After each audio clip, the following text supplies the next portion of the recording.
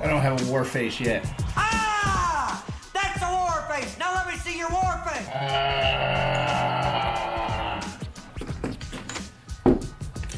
Alright.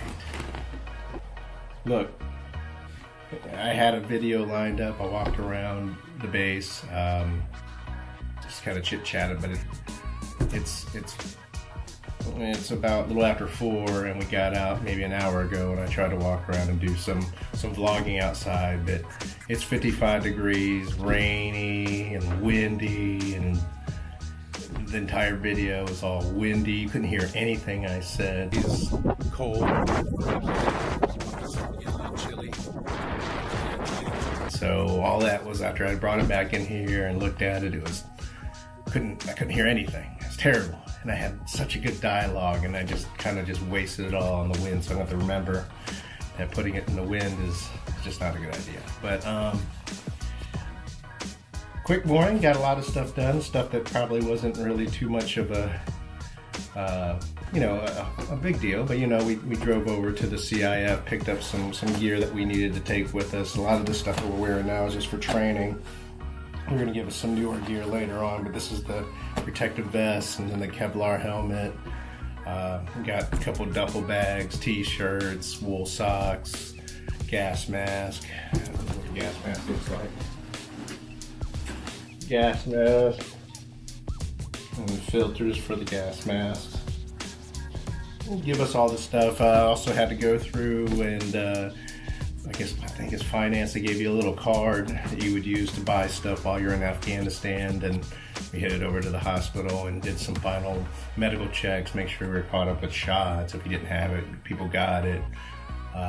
Make sure all your medical records were up to date, and then the final provider made sure everything was cleared to go. Nothing big, just boring in processing, making sure we got everything before we leave, because if none of this stuff is straightened out right, and you're about to fly out over there and you don't have anything correct, you ain't going nowhere. But I think for the most part, most people there, a lot of people weren't really quite prepared. Some didn't have the training they had, and it brings me up to one of the good thing about this whole trip is before New Year's, I had a lot of impatience when it dealt with everything, the whole process of getting this started. I would get frustrated, ticked off, things wouldn't work out right. And it just, I would always be mad. I would take it out on the kids. I would take it out on the wife. And I would just grumpy dad. They just take it out on everybody. And it wasn't fair for them. So I reminded myself leading up to New Year's, my New Year's resolution was patience. And the reason why I brought up patience, because a good friend of mine who just put on full bird colonel, and he's about a year or two older than I am.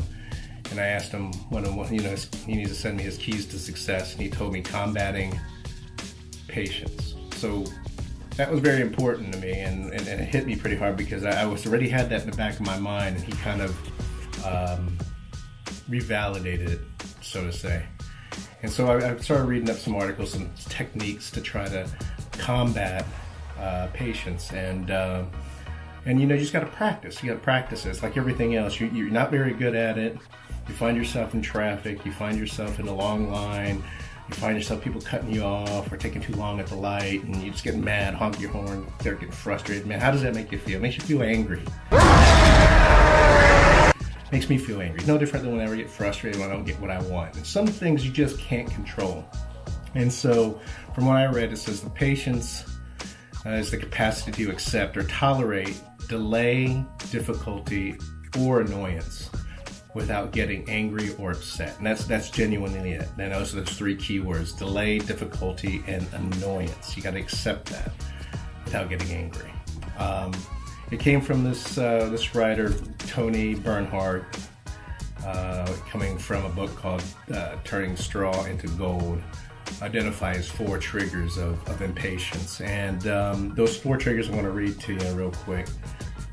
The 4 triggers of impatience are expecting the environment to conform our expectations, expecting people to conform to our expectations, unrealistic expectations, trying to master a new skill.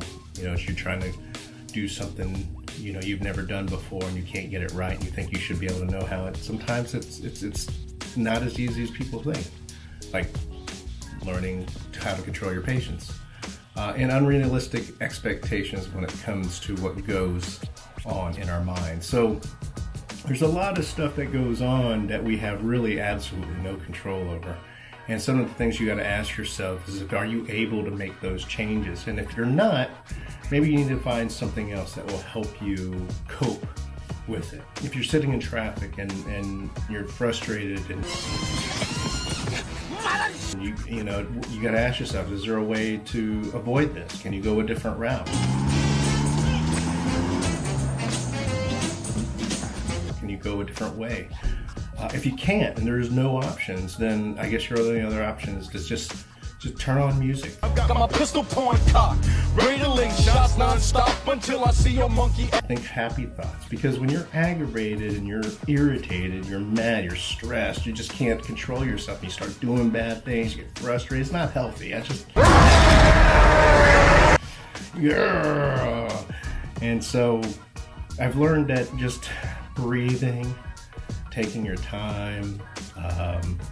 I found out when I started doing yoga, doing some just breathing exercises and just extraneous. Just go back, nothing hard. I mean, I just did a few yoga exercises, stretching, breathing, and I even just took a walk/run jogging for 2 miles. And doing those little things every day kind of helped me learn to control myself. And then I find out when I sit through a lot of these things today that people go through, they have problems, they don't have this, they have to do that. They get stressed out and get frustrated, get mad. I can tell they're starting to take it out on people, and try to help calm them down, and so that way they're not so frustrated. But I try to be not that person. And I think it's something that needs to be practiced. That actually takes up a lot of breathing. I breathe a lot. Sometimes you just gotta walk away. Can't expect it to be rushed. And so I think for a New Year's resolution of patience and breathing and trying to control my mind and body, I can probably get a little further in life with that. I'm not so upset and aggravated every day. If I can't control it, just can't control it. What can you do that you can control? And if you can't control it, then you're just gonna have to let it run its course.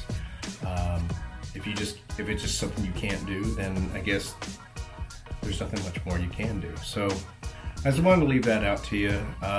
My New Year's resolution was this patience. What's yours? Are you still doing it? It's only been 7 days into the new year. I'm still working on it. I got my moments, but I do try to stop myself before I kind of go explosion on Hulk mode. And I try to do better, and that's one of those things. And I think when you're patient, you're in more control.